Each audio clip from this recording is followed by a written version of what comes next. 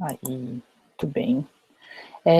Bom, eu vou pedir agora, então, ou para a Isabela ou para a Sara me ajudarem, porque como fica exposto, né, o PowerPoint, eu não consigo ver se está acontecendo alguma coisa no chat, e isso provavelmente vai me confundir a cabeça aí na hora de, se vocês tiverem perguntas, tá bom? Bom, então eu vou novamente cumprimentar todo mundo, né, aqueles que estão entrando ainda, uma boa noite, é um prazer enorme falar sobre esse tema, né, e dentro desse curso que a gente está fazendo junto pela FEFELESH, com a organização da professora Sara, queria agradecer muito pelo convite, queria agradecer a presença de vocês, eu sei que todo mundo está bastante sobrecarregado com tela, então eu acho que é sempre muito generoso quem se dispõe a assistir ao vivo, né? Porque a gente já passa o dia com a cara esfregada no computador. Então eu vou me apresentar rapidinho. Eu me chamo Thaís Rocha, eu sou egiptóloga, né? Formada em História inicialmente, e aí segui a carreira toda pela egiptologia. E eu sou hoje pós-doutoranda do Departamento de História da USP e também continuo ligada à Universidade de Oxford, né, com um projeto de pós-doc em colaboração entre as duas universidades. E eu também faço parte de um projeto de escavação no Egito, que é o Amarna Project. Então, a ideia desse momento aqui é a gente dar uma pincelada bastante geral sobre o que é a egiptologia e os estudos de gênero, né? É evidente que em 2 horas a gente não vai conseguir cobrir toda a extensão dessa literatura, enfim, vocês viram pela bibliografia que foi enviada que existe muita coisa, né? Aquela ali é uma parcela bastante pequena, né? Uma fatia pequena do bolo, mas que a gente tem muito material disponível. Então, quem tem interesse em pesquisar isso é ótimo, porque a gente tem bastante coisa para ler. Eu vou, então, começar, né, o curso, dentro do Departamento de História, além do Messalinas, eu faço parte do laboratório do Antigo Oriente Próximo, e esse laboratório, ele tem um interesse particular pela questão da cultura material, e de como que a cultura material ajuda a gente a entender um pouco essas relações sociais. Então, a minha abordagem hoje dentro desse terreno, né, dos estudos de gênero e da egiptologia, ela vai, evidentemente, focar mais na questão da cultura material, pela minha trajetória de pesquisa, também por conta dessa afinidade com Laop, né, e eu dividi essa apresentação, essa conversa, né, eu vou apresentar essa estrutura para vocês em 4 partes.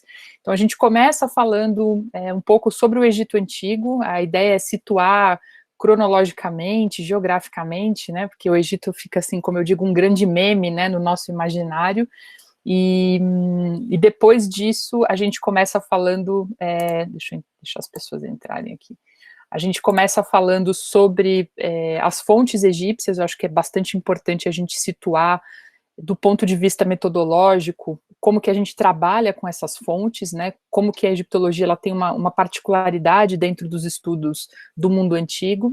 Depois eu falo sobre a disciplina em si, ou como eu prefiro dizer, o campo de estudo, né, a disciplina como um campo que integra diversas disciplinas, e por último a gente fala um pouco dessa questão da história das mulheres, dos estudos de gênero, como que isso entrou ou não dentro da pesquisa egiptológica, tá? Cada etapa dessa aula de hoje, eu vou fazer umas pausas para checar se está tudo ok.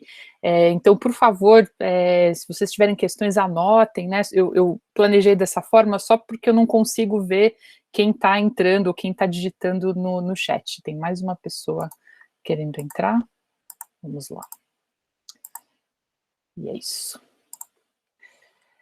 Bom, então, retomando essa estrutura, né, eu queria começar com um meme que chamou muito a minha atenção há umas semanas atrás, acho que muitos de vocês puderam acompanhar enfim, o episódio, né, longo do canal de Suez e como que isso comprometeu aí uma série de coisas, né, de, enfim, negociações e tudo mais.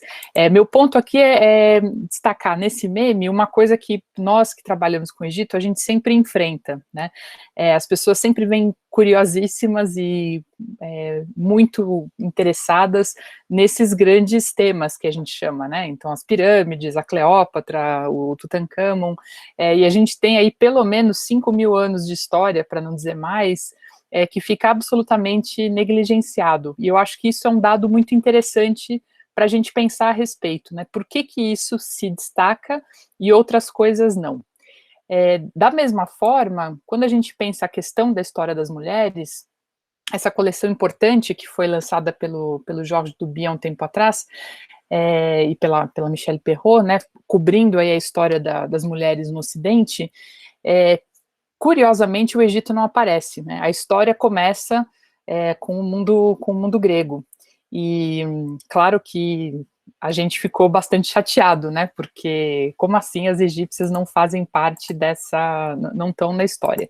E aí alguns podem argumentar, Thaís, mas isso acontece porque a gente está falando das mulheres no Ocidente, né, e não das mulheres na história mundial das mulheres, né, e é um pouco isso que eu queria problematizar com vocês. Por que que o Egito, ele tem, ao mesmo tempo, um destaque tão importante dentro disso que a gente chama de história das civilizações, né, e aí eu destaco principalmente a tal da civilização ocidental, ou a ideia de civilização ocidental, e ao mesmo tempo o Egito passa por um processo de feminilização, que a gente vai discutir um pouquinho, ele passa bastante por um processo, né, de engendramento, vamos dizer dessa forma, e ao mesmo tempo essas figuras femininas, né, que, enfim, fazem parte aí da sociedade egípcia, ficam excluídas. Então é um pouco isso que eu queria discutir com vocês nesse percurso, né. Tem uma citação importante do Terry Wilson, que eu sempre trago, porque eu acho que ela dá o tom para a gente do que a egiptologia fez com as mulheres, né? Então, ele diz, as mulheres ocupavam uma posição visivelmente única e autônoma no Egito, e isso foi considerado uma característica distintiva do Egito na antiguidade. Então, por que que o Egito é tão diferente dos seus vizinhos, né? Por que que as mulheres egípcias ganham um espaço na narrativa sobre a história das mulheres diferente das suas vizinhas gregas, romanas e por aí vai. Então, para a gente falar um pouco sobre isso, vamos começar a situar o Egito, porque isso é importante, né? Parece muito óbvio, mas eu acho que é necessário a gente pensar qual que é o lugar do Egito na história, né? E eu penso aqui o lugar não somente na linha do tempo, né? Que Egito é esse que a gente privilegia para se falar, o que a gente está chamando de Egito Antigo, mas também onde que a gente está colocando o Egito. Então a gente tem aqui a imagem do continente africano, né, e a gente falou bastante nesses minutos iniciais sobre a tal da história da civilização ocidental, e o que é o Ocidente aqui, né, como que a historiografia durante muito tempo fatiou partes do mundo, incluindo ou excluindo da história, né, que partes que interessaram colocar na chamada história da civilização e outras partes foram excluídas, né, então esse jogo de quebra-cabeças, né, como é que a gente desmonta um espaço geográfico, né, e uma temporalidade, e reconta isso é muito importante para a gente pensar esses usos e essas formações aí da egiptologia no início do século XIX. Então, o Egito, ele é uma civilização que está no continente africano, isso é inegável, né? É importante a gente reconhecer isso, a gente precisa devolver o Egito à África, né? E nesse processo de devolução, destacar que o Egito, ele não é uma unidade, né? Nem a África, a gente não está falando da África como uma grande Wakanda, né? Como eu costumo dizer, né? A África é um continente extremamente complexo, do ponto de vista das suas trajetórias históricas, né, das suas diferenças étnicas e linguísticas e sociais, e o Egito, ele entra dessa forma também. Então, quando a gente pensa o Egito antigo, a gente está pensando necessariamente numa unidade territorial que é construída né? Isso vem de uma construção, especialmente aí da egiptologia do século XX, né, tratando o Egito como um grande império, mas o Egito ele tem um processo muito longo de história, em que esse território se fragmenta, né, enfim, as pessoas ali disputam regiões, o Egito se aproxima mais do sul, se aproxima mais do norte, né, tem uma série de tensões, contatos muito intensos. É só a gente olhar no mapa e perceber o ponto que ele está localizado, né, como do ponto de vista geográfico, é excelente a localização para fomentar esses contatos de vários, né, de várias formas. Então o Egito ele tem esses vários eixos de orientação, esses vetores de força, como eu gosto de chamar, que se articulam de formas diferentes em momentos diferentes da história. Então é óbvio que a gente não vai ter tempo de explorar isso aqui como se deveria, né, mas eu queria levantar a bandeirinha dizendo, olha, a gente precisa ter uma noção aqui de que o Egito não foi sempre o mesmo, né, apesar de as fontes egípcias nos darem essa impressão, e a gente vai falar melhor sobre isso depois, mas o Egito ele tem transformações sociais, políticas, muito intensas, né, e muito profundas aí ao longo só desse período faraônico, que são mais ou menos 3.000 anos. Então, já que a gente está falando de recortes cronológicos, vamos dar uma olhadinha nessa linha do tempo também, que é uma referência, né? Eu acho que é importante dizer para todo mundo que não há nenhum consenso sobre a cronologia egípcia. Se vocês forem para um congresso de egiptólogos, né, ou enfim, sentarem numa mesa de bar para conversar, vocês vão ver que as cronologias são todas diferentes. Então a gente tem um problema para essas datações, elas são datações incertas, imprecisas, e a gente consegue, né, muitas vezes ajustar essa cronologia por conta de fontes externas ou de outros recursos que a gente tem dentro da própria cultura material, enfim, de textos, mas é uma cronologia imprecisa. Então, até por isso que a gente, quando coloca as datas, a gente sempre põe o pontinho, né, o C ponto, né, cerca de, ou como faz a maioria dos egiptólogos, a gente divide por dinastias, né, então os períodos que determinados reis tiveram domínio sobre o território, o que também não deixa de ser problemático, mas a gente precisa escolher alguma coisa para ter como referência. Então, se a gente olhar aqui essa linha do tempo bem recortada, né, que eu trago para vocês, a gente tem um recorte que é do chamado período faraônico, né. O período faraônico, ele termina mais ou menos ali no século VII, né, quando a gente tem o chamado período tardio, vocês estão vendo aqui no cursor, né, 664, quando entra a invasão persa, e o Egito já está num processo de bastante modificação, e aí depois a invasão do Alexandre, que, né, enfim, cai o Egito faraônico, né, ele desaparece, né, segundo os livros de história mais tradicionais. Então essa referência cronológica que a gente vai ter hoje, ela situa a gente, do ponto de vista do tempo, na quantidade de coisas que aconteceram, né, em 3.000 anos. Se a gente parar para pensar na nossa civilização, né, ocidental, a gente está hoje no século XXI, em 2021, a gente não chegou ainda a 3.000 anos de história, né, como o Egito. Então isso dá um pouco a proporção, né, de tempo que esse pessoal viveu, e do que a gente viveu até agora. Então acho que é sempre interessante a gente olhar para isso com essa perspectiva, né. Como eu sempre falava, né, a Cleópatra já tinha a experiência de achar as pirâmides, uma coisa muito, muito velha, né. Então essa perspectiva temporal, ela é importante para nos lembrar que a gente não pode botar tudo num liquidificador e achar que foi sempre a mesma coisa.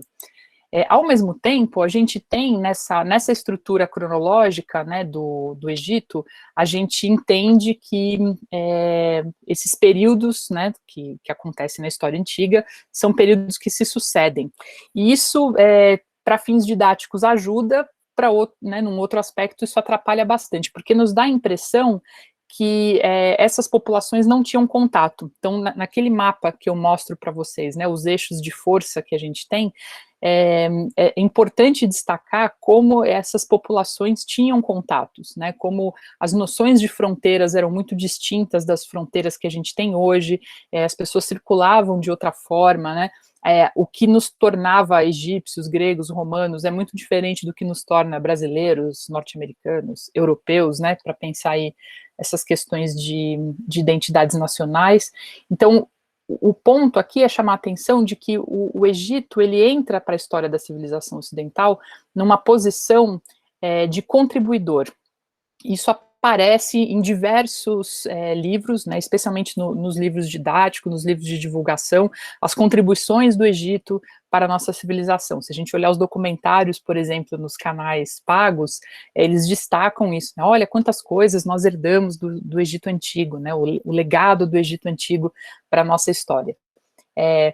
Não estou discutindo se há ou não, né, o meu ponto aqui é chamar a atenção para essas hierarquias que foram estruturadas. Então, é como se o Egito ele tivesse um momento de importância, né, ele é colocado na posição de contribuidor, de contribuinte, e depois ele desaparece, né, e isso é destacado e reforçado na egiptologia durante muito tempo. Eu diria que muito recentemente a gente vem num esforço aí dentro da disciplina para repensar os nossos enquadramentos, né, de pesquisa, de leitura, e essa imagem que a gente tem da entrada do Instituto Oriental em Chicago, eu acho que ela marca muito bem essa narrativa que o Egito Antigo foi colocado, né, então a gente tem do lado esquerdo da imagem, tudo que é oriental, né, então a gente tem as pirâmides, a esfinge, né, essas figuras da Mesopotâmia, e exatamente no meio da imagem a gente tem a figura desse homem egípcio entregando, né, o conhecimento para essa figura desse homem romano, e do lado direito tudo aquilo que é ocidental, moderno, né, tudo aquilo com o que a gente se identifica mais.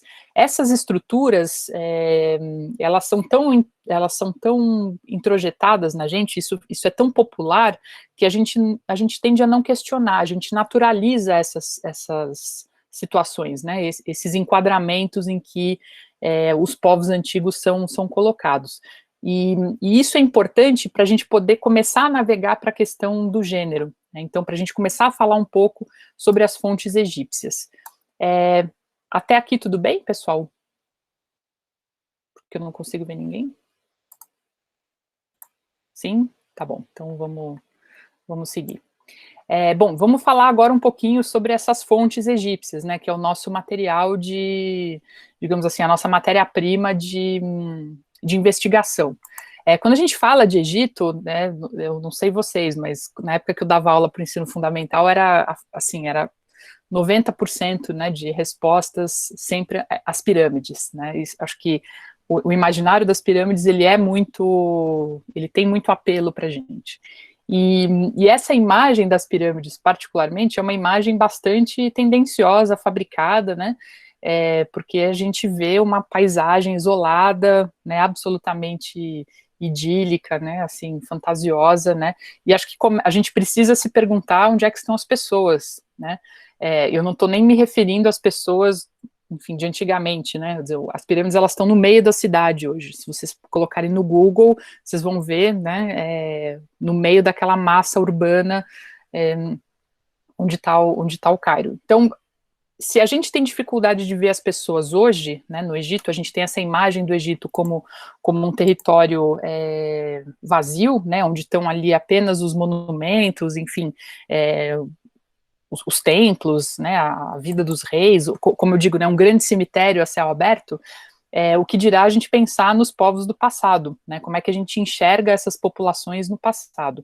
E aí esse processo, né, de reconhecer os egípcios do passado, ele vem para a gente bastante filtrado, né, o Egito chega para a nossa civilização muito pelas narrativas do Heródoto, né, assim, que são quase, né, assim, são bem sensacionalistas, né, a gente poderia ter um curso só sobre isso, mas o Egito chega para a gente também muito a partir do cinema, né, então a gente está falando aqui das pirâmides e a gente poderia falar sem dúvida sobre as múmias, né, todos os filmes que são feitos e, né, refeitos e repensados dentro desse enquadramento, né, de uma maldição, de um espírito que não morreu feliz, né, e volta para atormentar a nossa vida. Então, o Egito, ele chega para a gente filtrado, né, por essa herança, por esse olhar grego, né, esse olhar romano, que a gente vai falar um pouquinho também,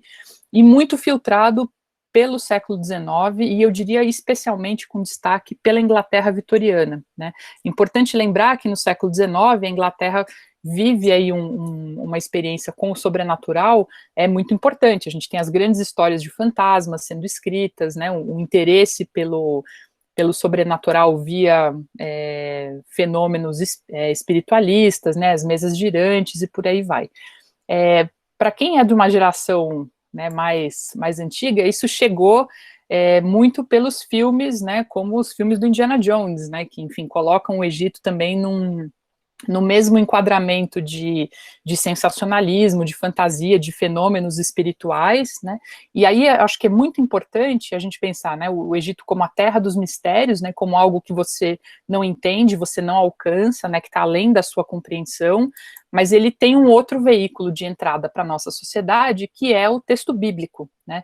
Então, hoje, especialmente com a expansão, né, das igrejas evangélicas, a gente tem a disseminação do texto bíblico muito maior no Brasil, né, eu chamo a atenção aí do Brasil. Então, isso sendo divulgado via novela, né, via minisséries e por aí vai. E o Egito, dentro do texto bíblico, ele tem um recorte narrativo também, né, então o que a gente vê ali é uma fatia desses 3.000 anos de história, né. E aí, se a gente começar, enfim, a abrir, né, esses vários recortes, esses vários entendimentos, essas imagens do Egito, a gente pode certamente falar, né, sobre a figura das rainhas. Aí eu chamo a atenção da poderosa, né, Liz Taylor, né, quando fez o filme da Cleópatra, e a gente tem aí, né, várias edições do filme, né, via Asterix, via com a Vivian Leigh, né, no começo da história do cinema, agora mais recente, né, com a atriz que vai fazer, que fez a Mulher Maravilha, né, e todos os debates. Então vejam como algo que aparentemente está muito distante da gente, do ponto de vista do tempo e do espaço, né, geograficamente, também temporalmente, faz muito parte daquilo que a gente identifica, né, que a gente identifica como, primeiro, importante, mas também com elementos que a gente se identifica como sociedade. E aí umas abordagens, claro, né, mais sensacionalistas, né, sobre mitologia, e aí eu faço uma clara campanha contra, né, essa narrativa de que os egípcios foram colonizados e povoados por alienígenas, né? Não. Eu acho que é muito importante a gente destacar isso, né? Essa narrativa da presença alienígena, ela é uma narrativa profundamente racista, né, racializada, né, em que, enfim, essas populações, por estarem no continente africano, né, por serem hoje associadas ao Islã, né, dentro desse enquadramento civilizacional, colonizador do século XIX, elas, portanto, não teriam condições de construir monumentos e fazerem coisas relevantes, né. Então a gente põe os alienígenas aí para resolver a história, né. Então, não, eu já vou tirar isso de cena no início da nossa aula para a gente conseguir se mover, né, sair dessa armadilha. Bom, a gente está falando sobre as fontes egípcias, né, então se a gente entende que as fontes egípcias chegaram para a gente, filtradas, né, pelo cinema, pelo mundo greco-romano, principalmente por essas narrativas espiritualistas, né, esotéricas, que compõem aí a transição do século XIX e do século XX, a gente precisa tentar entender, então, o que é a fonte egípcia para um egípcio, né. Tira isso, vamos tentar remover esses filtros de entendimento que a gente tem, e aí a gente começa a olhar para esse material a partir, né, do que a gente chama de uma visão êmica, ou seja, como é que os egípcios entendiam esses objetos, esses textos, essas imagens naquele contexto. Então, do ponto de vista da imagem, a gente tem que destacar que essa imagem, ela tem o que a gente chama de decoro, né, o professor John Baines, que estudou iconografia egípcia, né, trabalha com isso ainda, ele diz que existe um conjunto de convenções artísticas, visuais, que são feitas para um determinado grupo, né, para uma determinada audiência. Essa audiência específica, ou seja, as pessoas que consomem essas imagens, que veem essas imagens, elas têm determinadas expectativas, né? Os egípcios não entendiam esses objetos, essas estátuas, né, essas figuras, como objetos de arte, da forma como a gente entende hoje, né? Não digo com isso que eles não tinham uma apreciação estética, né, uma noção do que é belo, do que é bonito, né, não é isso. Mas nós é que transformamos esses objetos que têm contextos bem específicos de produção e de circulação em artefatos de arte. Então isso já, né, já bagunça ali o meio de campo para a gente. Da mesma forma, essa imagem que tem, né, um conjunto de convenções específicas, né, de representações bastante rigorosas em determinados contextos, ela também expressa um texto, né? A gente não pode esquecer que o texto egípcio, ele é um texto que está profundamente baseado num recurso imagético, né, num recurso visual.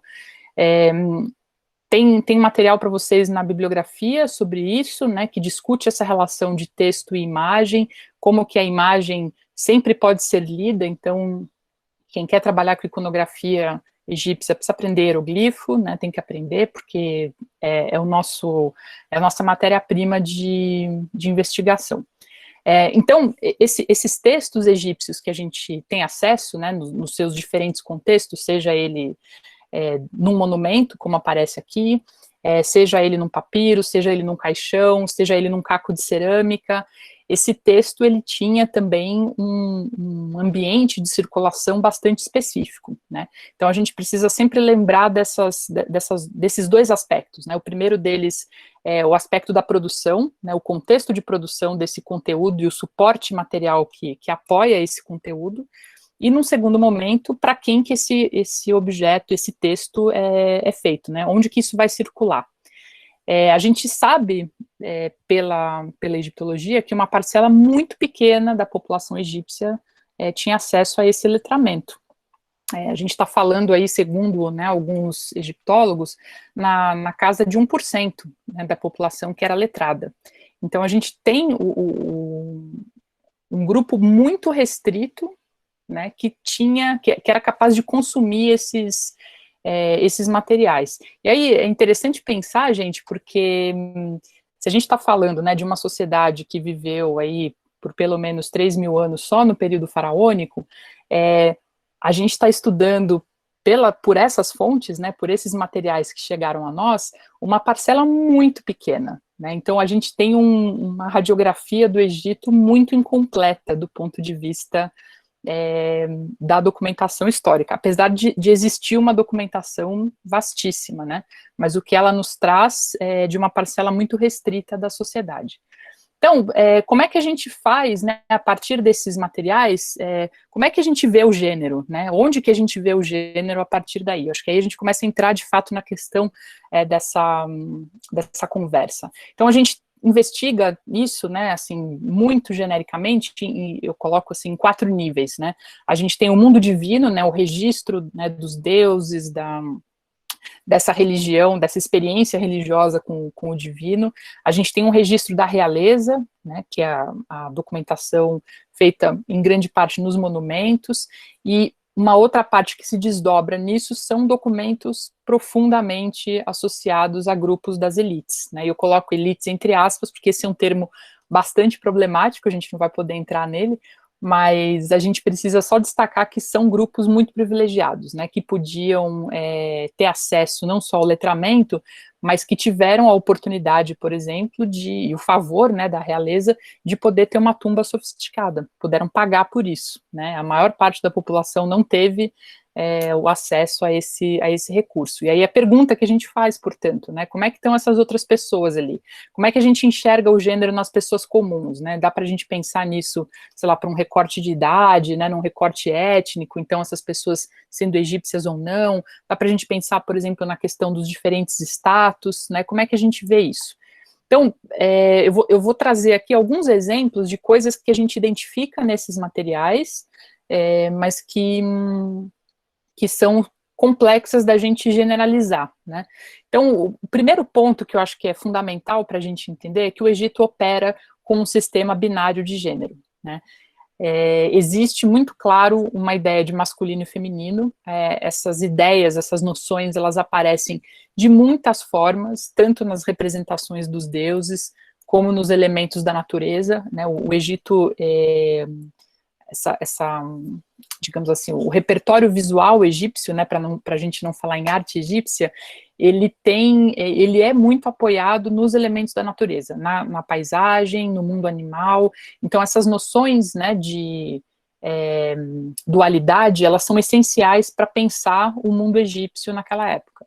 Então a gente está falando da ideia de ordem e caos, a gente está falando do dia e da noite, né, da claridade, né, da luz do sol e da escuridão, da morte, enfim, a vida e a morte, e por aí vai. Então, essa dualidade, ela é muito presente nesse repertório visual, no repertório textual, mas ele também se repete quando a gente fala de gênero. Então, mas não tem terceiro gênero, mas os deuses que aparecem misturados, né, com seios e com órgãos masculinos, como é que fica isso, né? A figura dessas divindades, ela é um grande lego, né? Você representa ali aspectos dessa divindade que se compõem. Então, não existe, a gente não pode falar, por exemplo, em uma mitologia egípcia, né? Ou em uma religião egípcia, porque esses aspectos complexos da natureza divina não podem ser compreendidos por nós humanos, eles se manifestam de formas muito sofisticadas, muito difíceis de se entender, e, portanto, para os egípcios está tudo bem se você colocar lá todos eles ao mesmo tempo agora, né, porque eles são manifestações dessa complexidade de algo que a gente não alcança. Então, só para dar uma ideia aí de como o negócio é complexo mesmo, né. Então, esse sistema binário, né, de gênero, de masculino e feminino, como é que ele aparece nas fontes para a gente, né, como é que a gente enxerga esse gênero dentro do Egito? Então, primeira coisa que a gente precisa lembrar, pessoal, a gente vem falando aí sobre essa questão das fontes, né, e eu chamava a atenção de que a gente tinha um recorte de um grupo bastante privilegiado aí.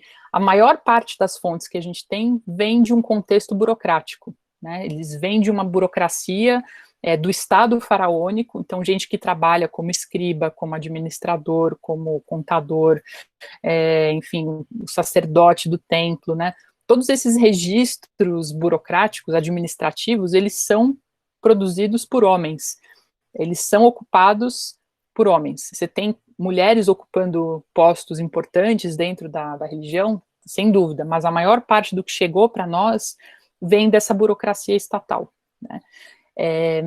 Essas profissões burocráticas, né, do escriba, enfim, elas são transmitidas de pai para filho, então você tem um legado aí familiar, né, você tem uma herança muito, muito definida dessas atividades profissionais. E as mulheres, quando elas aparecem nesses recortes da elite, né, desses grupos, em geral elas aparecem dentro do contexto funerário. E aí, como que elas são representadas nesse contexto funerário? Elas são representadas ou como mãe ou como esposas. E aí a gente tem uma visão, né, muito enviesada a gente tem uma percepção muito enviesada dessas figuras femininas egípcias.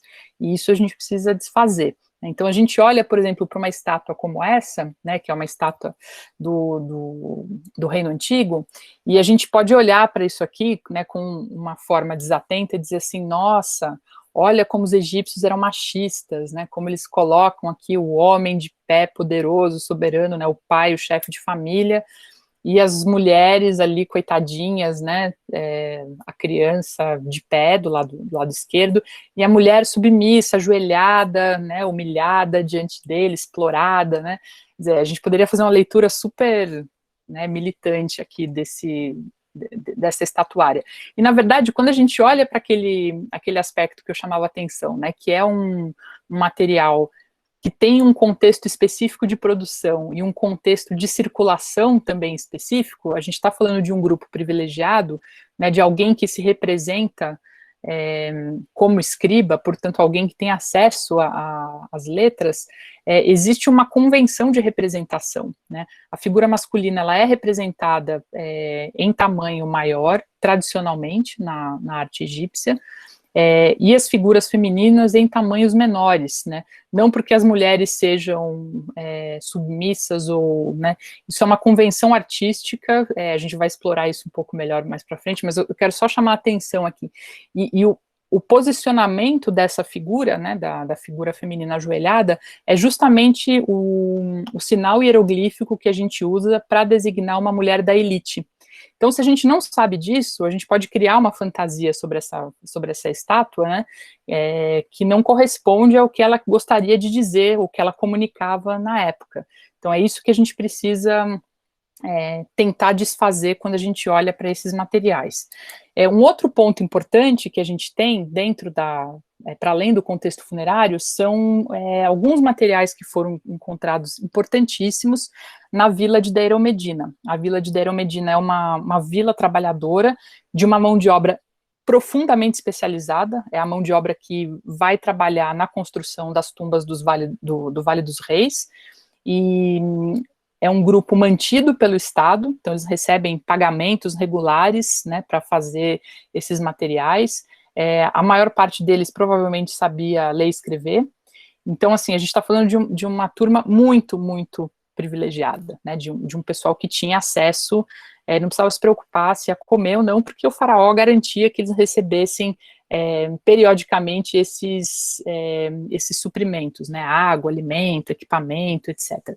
Essa vila está na região de Tebas, né, em Luxor hoje, dá para visitar, enfim, quando a gente, né, puder voltar a fazer viagens, e ela tem uma base de dados de referências bibliográficas absolutamente gigantesca. Eu coloquei para vocês as referências no documento. Deir el-Medina tem uma vantagem para a egiptologia, que foi de a gente encontrar no mesmo local uma quantidade absurda de textos, né, de vários tipos literários, administrativos, cartas, processos jurídicos, briga de vizinho, né, e tudo isso junto com as casas, né, próximo do contexto funerário do Vale dos Reis. Esse material, ele foi produzido, ele foi compilado, né, em várias publicações, então aqui está o planozinho da vila, né, como foi desenhado pelos franceses que escavaram, e essa obra da Angela McDowell, ela compilou uma série de traduções, então quem tiver interesse em ler sobre como que era a vida, né, desses trabalhadores, tem muita coisa interessante aí, nesse livro, e aqui infelizmente a gente não tem tradução para o português. Então, quais são as atividades que a gente enxerga na vila de trabalhadores? A primeira delas, né, enfim, o trabalho nas tumbas, né, os artesãos que faziam esses trabalhos nas paredes e nas estátuas e tudo mais. A gente tem uma série de relatos de festivais religiosos, né, que eram vários, a gente encontra ali a descrição, né, e evidências materiais de manufaturas, né, de confecção de objetos. A gente tem evidências e recibos, né, controle da entrega de água, de cerâmica, de grãos, de matéria-prima, a gente tem os recibos de pagamento, a gente tem as licenças, quando um trabalhador se ausentava ou não, né, tudo isso é documentado. A gente tem evidências sobre o transporte, né, como que os burros chegavam ali com carregamento de água, desses suprimentos, né, desses pagamentos regulares, e a gente tem a evidência de quem fazia o trabalho, né, de limpeza ali, né, que é o pessoal que, enfim, cuida, são os lavadeiros, né. E aí a pergunta que a gente poderia fazer, olhando para esses materiais todos, falando assim, bom, cadê o gênero aí, né? Como é que a gente entende o gênero a partir dessas atividades? E aí eu acho que a gente começa a entender, do ponto de vista metodológico, uma questão interessante, que é a gente olhar para essas atividades a partir de uma perspectiva nossa contemporânea, né? Eu sempre digo, né, a ideia de limpeza, só a gente olhar as propagandas de produto de limpeza hoje, eles são todos, ou a grande maioria, né, com mulheres, como se só as mulheres limpassem a casa. Enfim, a gente sabe que isso acontece em muitos contextos, né, mas existe um viés de gênero muito forte. E no Egito, quem faz essas atividades na vila, por exemplo, eram os homens, né? Era a profissão menos valorizada. Então, quando a gente olha para isso, e a gente fala assim, mas as mulheres no Egito, elas eram invisíveis, né? Ou as mulheres na antiguidade não tinham visibilidade. por quê?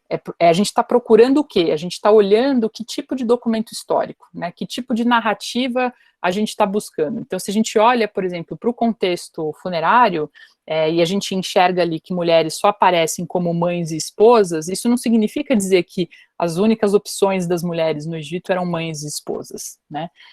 Se a gente olha para essa vila de trabalhadores, que tem um contexto ainda privilegiado de elite, né? Colocando dessa forma, mas que tem uma variedade de grupos sociais, né? Uma imagem mais nuançada dessa sociedade, como é que a gente enxerga quem faz o quê? Né? Como é que a arqueologia oferece esses materiais para a gente? Então, eu queria problematizar um pouco essas questões, né? Eu queria que a gente pensasse sobre elas, e aí a gente voltasse a olhar para o contexto funerário agora. Né? Quando a gente tem as cenas de tumbas, por exemplo, né? Que a gente tem figuras femininas trabalhando, enfim, que aparecem ali fazendo uma série de coisas, né? Essas cenas de tumba, elas têm um contexto muito específico, né? Elas são ambientes em que você coloca nas imagens, né, nessas cenas, uma série de aspirações para o mundo seguinte, né, para a sua vida seguinte, e uma série de idealizações. Então, aquilo ali não pode ser visto como um retrato do nosso mundo, enfim, né, da vida cotidiana.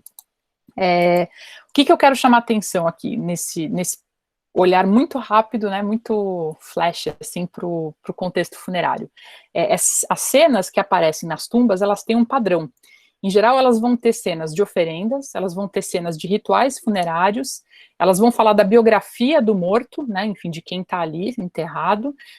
A gente vai ter situações de representação de tributos, né, enfim, de oficinas, ser uma espécie de workshop, né? E a gente vai ter muitas cenas do que a gente vai chamar de vida cotidiana, e isso dá um problema pra gente, né, quando a gente vai falar de gênero, porque as pessoas tendem a olhar essas imagens e dizer, olha, é assim que os egípcios viviam, né?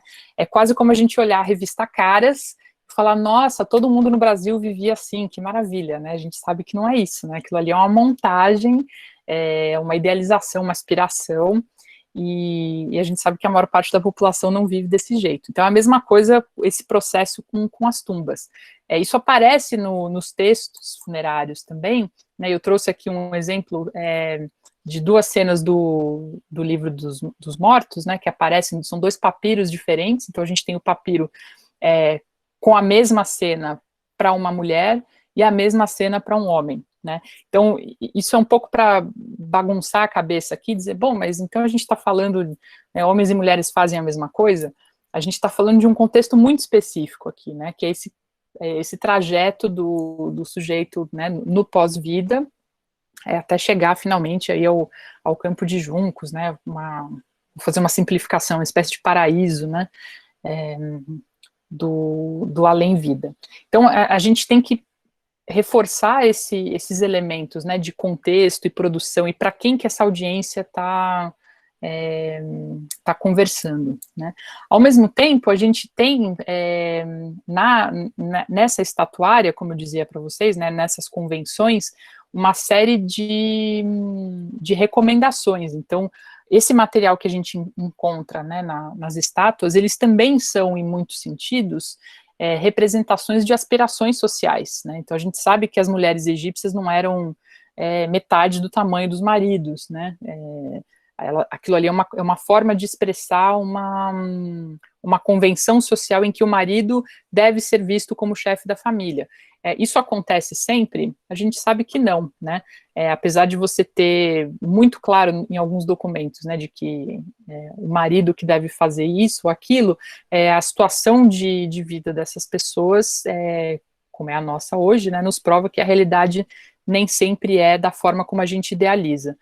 Ou como a gente coloca que ela deveria ser, né? Então, em geral, esses textos de prescrições, essa vida prescritiva, né, que diz como deveriam ser as coisas, elas expressam justamente o que elas mostram para a gente justamente aquilo que está fora do lugar, né?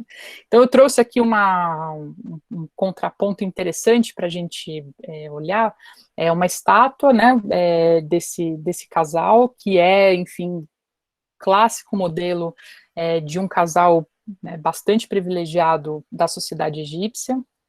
E a gente tem um texto, né, que são chamados de textos educativos ou instrucionais, né, que são as tais das máximas, que mostram, que são ensinamentos morais para esses grupos das elites, né. E olha que interessante, né, a maneira como o texto narra essa posição da mulher. Não controle a sua esposa em casa. Quando você sabe que ela é eficiente, não diga para ela onde está isso, pegue isso. Quando ela coloca isso no lugar certo, deixe o seu olho observar em silêncio. Então você reconhece a sua habilidade, né? Então, como quem diz para o marido, olha, não se mete, a sua mulher sabe o que está fazendo, ela é responsável pela casa, né? E a gente está falando aqui de um contexto muito específico, a gente não está falando da dona de casa Amélia, né, da propaganda de margarina, né, a gente está falando de uma mulher que administra uma grande propriedade e bens familiares, né, então é uma outra coisa. Quando a gente fala dessas fontes egípcias também, eu passei para vocês algumas referências sobre isso, a gente tem que levar em conta as representações sobre masculinidade, né? Eu estou até agora falando das mulheres de propósito, porque a gente tem uma tendência a achar que o gênero está sempre, né, focado na questão das mulheres, mas a gente tem muito fortemente os elementos de masculinidade aí, que são fundamentais para a gente pensar certos contextos dessa sociedade. E aí eu chamo a atenção especialmente para a figura do faraó, né? Então aqui na paleta de Namer, por exemplo, a gente tem essa figura masculina do faraó, representada aí, né, em 3.200 a.C., que se perpetua em diversos outros registros, né? Então, a figura do faraó aqui, ela é a representação da ordem, ela é a figura que controla o caos representado aqui pelos inimigos, né, do reino. O faraó aparece representado como essa figura do touro, né, viril, que é a figura da fertilidade.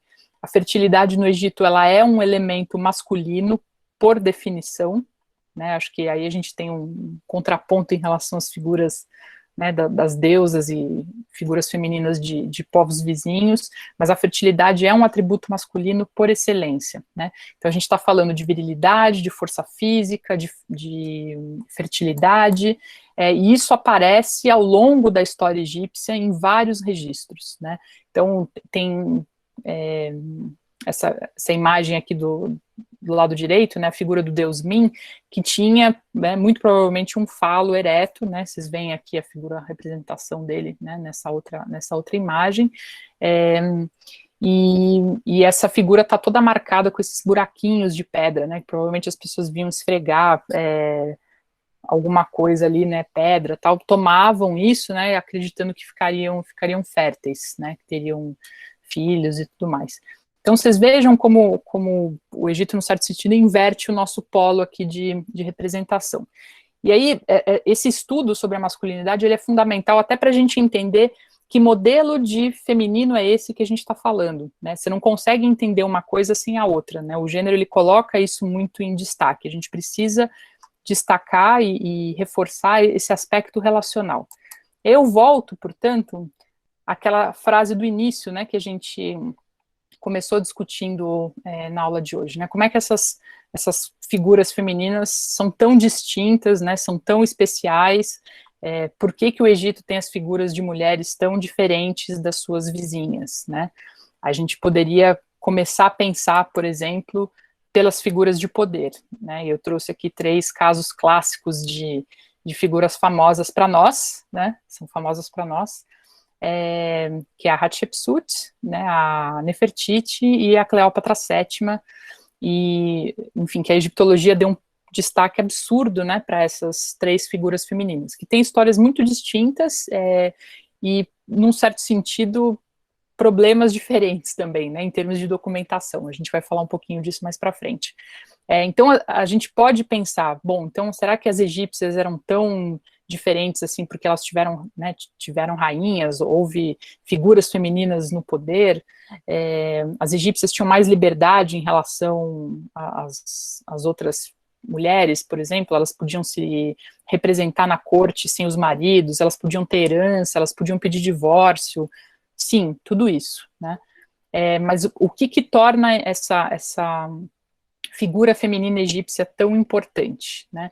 Então, a gente tem aí uma questão de tradução como é que a gente traduz a ideia de rainha, de rei, né? Então, a figura do faraó o faraó é uma palavra que serve só, é uma palavra masculina, né, que significa a casa grande, e a gente, quando usa a palavra rainha, né, assim, muito mal traduzida aqui, a gente a gente se baseia nessa terminologia, né, da palavra Neb, Nebet, então, feminino, né, desculpa, masculino e feminino, senhor, mestre, né, e senhora, que no inglês teve umas traduções bem, bem estranhas, né, assim, tipo lady, mistress, em geral traduzido como a senhora da casa, né, Nebet Per, e essas traduções, elas são muito complicadas.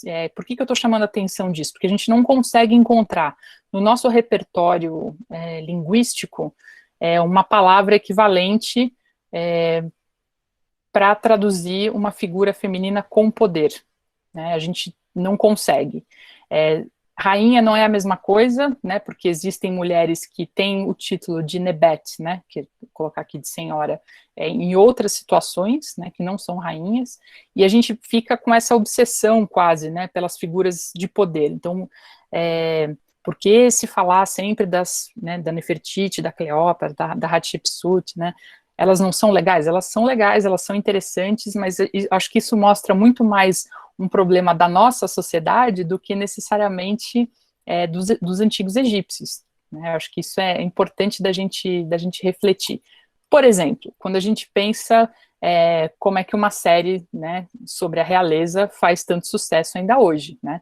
A gente teve há pouco o velório do príncipe Philip, né, que foi aí televisionado, enfim, esse imaginário sobre a realeza, sobre o poder, ele é uma coisa que exerce para a gente muito fascínio, e a gente projeta uma série de coisas, né? Então, a maneira como a Rainha Elizabeth é descrita na série, certamente tem elementos ali de ficção e verdade, né? E a gente fica o tempo todo pensando, né, e tentando associar a figura da verdadeira Elizabeth com essas narrativas, né? A série tem uma tentativa muito clara de humanizar, né, uma biografia muito humanizada dessa figura de poder, né, que aparece também quando a gente vai olhar para o mundo antigo, nas figuras como, por exemplo, a Hatshepsut, né, que é uma rainha, uma mulher que assume o título de faraó. Veja, não é que ela assume o poder, ela assume a titulatura e os atributos de faraó, né? Então, o que a gente tem aqui nessas representações do Metropolitan, por exemplo, que tem uma parte importante da coleção sobre a Hatshepsut, a gente vê, muita gente viu isso aqui como o primeiro transgênero da história, né? Não, o que a gente tem aqui é uma figura feminina que se apropria dos elementos de representação da realeza, né? Então, se a gente voltar para a figura da Elizabeth aqui, quais são os símbolos da realeza que identificam essa mulher como uma rainha, né? A coroa, essa faixa, né? Esses broches aí, né? Enfim, essas condecorações. A gente poderia pensar, por exemplo, no cetro, né? No trono, e isso aparece da mesma forma aqui. Então, as representações de poder que a gente tem no Egito para o Estado faraônico, elas são representações masculinas, né, da figura que o rei, como aquela figura viril, forte, fértil, possui, né? Então, esse toucado aqui que a gente chama de nemés, né, a barba postiça, né, ela é presa nem os faraós mesmo tinham essa barba esquisitinha, né? Isso era um adorno. Todos esses elementos são elementos da realeza egípcia, e não necessariamente a Hatshepsut está virando aqui uma figura transgênero, né? Da mesma forma que ela se representa como a figura de um leão, que é um símbolo importante dessa realeza, né, masculinizada aqui. Isso está bem descrito, né, nesse trabalho que está com acesso aberto, ele está na página do Metropolitan, nas publicações. Quem quiser depois se aprofundar, acho que vale a pena, né, tem muito bem ilustrado também. Então, chamando a atenção aqui, como é que a gente navega, né, nesse tipo de discurso muito específico, né? A gente tem uma imagem que é a personificação do poder real, com elementos masculinos, que é apropriado por uma figura feminina, né? E existem outras rainhas no Egito que fazem processos semelhantes. Um outro problema que a gente tem, né, dessa transição dos elementos, né, dessa confusão e sobreposição de atributos, é com a figura clássica do Akhenaton e da Nefertiti. Então a gente teria aqui, né, a imagem do lado esquerdo, né, do corpo provavelmente da Nefertiti, né, então com esses quadris bem avantajados, né, as coxas largas, e se a gente olhar, a figura do Akhenaton, ela tem a mesma forma, né, e é uma figura masculina. Então, quando a gente olha para essas representações do período amarniano, que tendem a colocar os corpos de forma mais, vou dizer assim, né, andrógina, como alguns chamaram, o que a gente tem aqui é uma convenção artística específica do período, né. Por que isso é feito? A gente, enfim, poderia explorar de muitas formas, né, mas a gente não tem aqui um transgênero na realeza, né, ou enfim, um alienígena na realeza, como as pessoas quiseram colocar. A gente tem uma projeção nossa do que a gente entende por gênero, né, colada nesses materiais, e a gente precisa evitar isso. Isso é muito do que acontece quando a gente olha, por exemplo, esse tipo de representação. Então, vocês estão me vendo agora na tela aqui do Zoom, desculpa, do Google, dando essa aula para vocês, discutindo, né, tô aqui de batom, tal, cabelo arrumado, né, e provavelmente, né, o que está aqui em volta não está parecido, mas está, né, razoavelmente próximo disso aqui. Acho que todo mundo está vivendo essa situação na pandemia. É mais ou menos isso que a gente tem quando a gente está olhando esses materiais, né? Então, eu chamava a atenção que a gente tinha um recorte de um grupo social muito específico ali, e a gente está olhando para esse grupo de forma bastante recortada, como se a gente olhasse só para essa janelinha, né?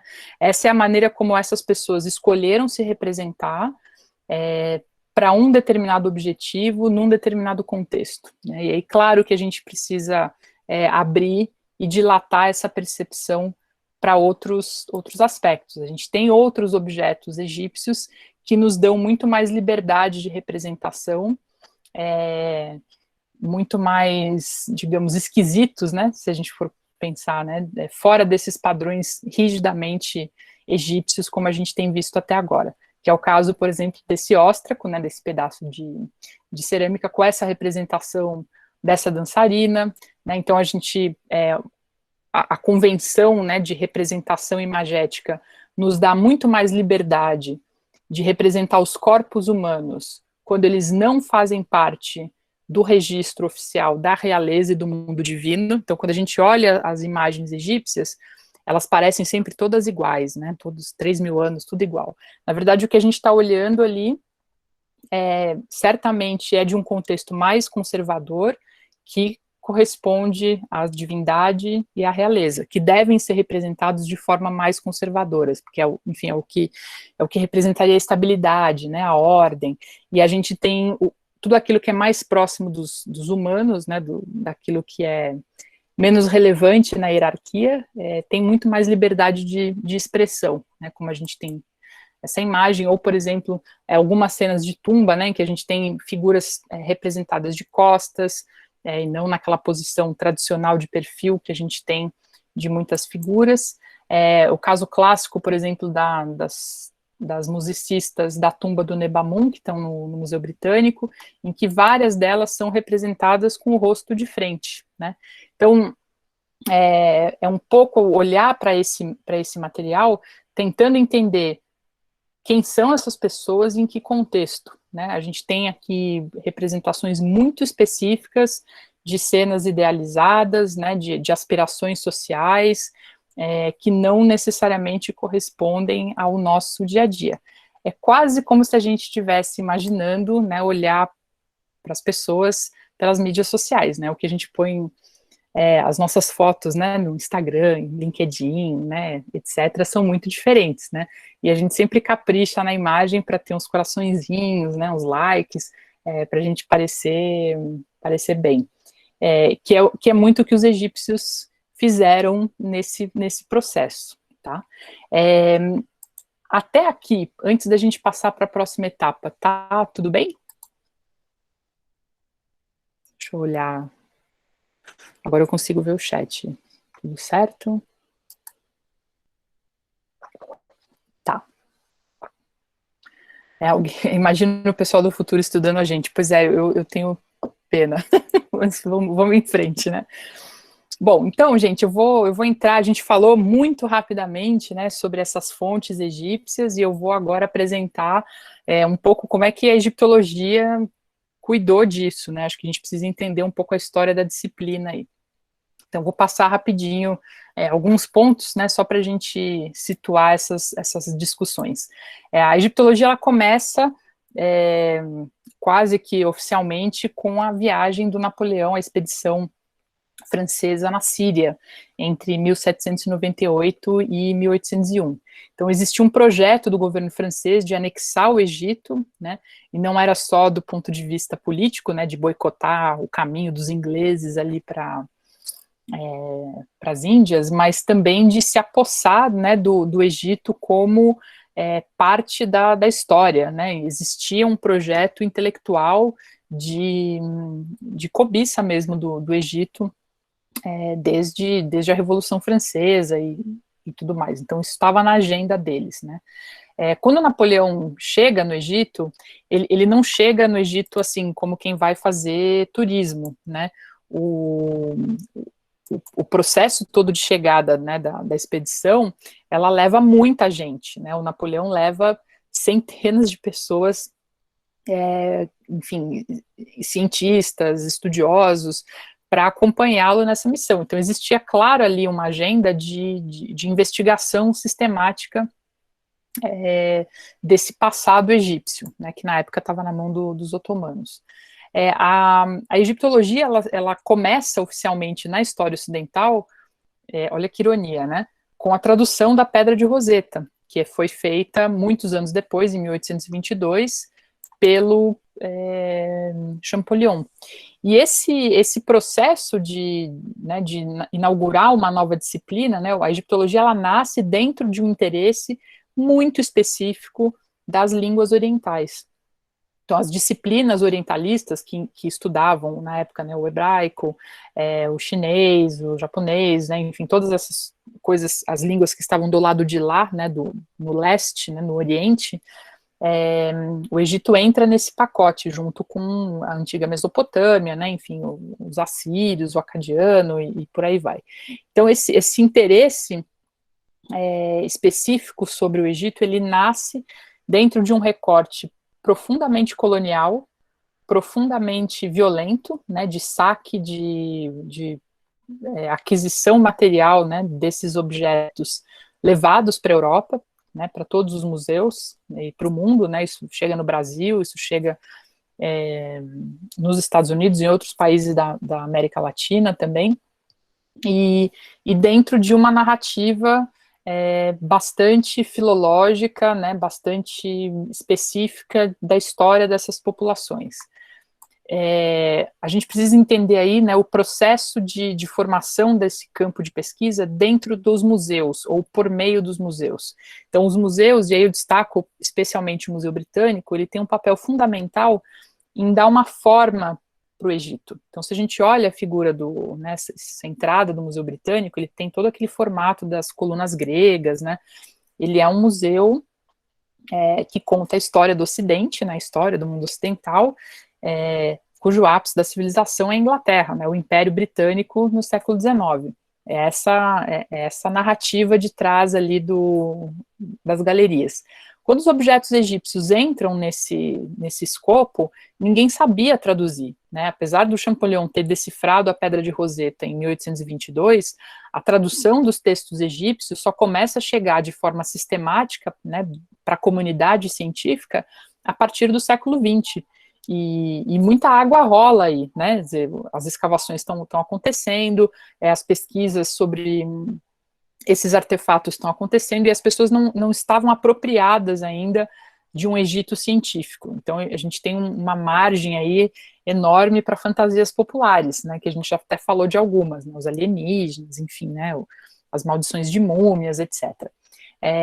O museu, portanto, ele nesse papel de formar o campo popular e científico, ele coloca o Egito muito claramente numa posição inicial na linha do tempo da história, né, que é o que a gente vê até hoje.